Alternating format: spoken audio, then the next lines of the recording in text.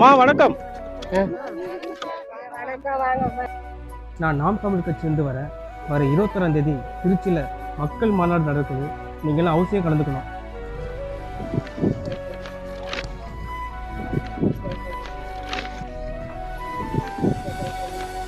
தம்பி உனதான் 100 நாள் வேலை திட்டத்தை எதிர்க்கிறாருல்ல.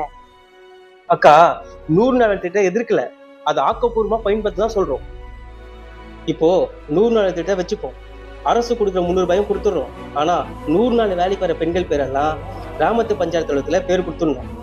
பேர் கொடுத்ததுக்கு அப்புறம் ஒரு விவசாயி நெல் அறுக்க ஆள் தேவைப்படுது, கரும்பு வெட்ட ஆள் தேவைப்படுது, நாத்து நாடு ஆள் தேவைப்படுது, 50 பேர் வேணும்னு கிராமத்து பஞ்சாயத்துக்கு வண்டி அனுப்பிடுவாரு.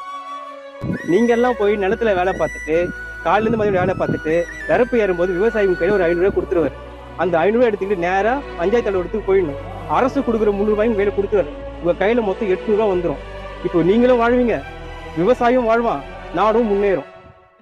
சீமா சொல்றது நல்ல திட்டத்தானே இருக்குங்களா? சரிக்கா, பரவாயில்லையே தம்பி, இந்த திட்டம் நல்லா இருக்குது, எங்களுக்கு பிடிச்சிருக்கு. நாங்களும் வரோம்பா மாநாட்டுக்கு.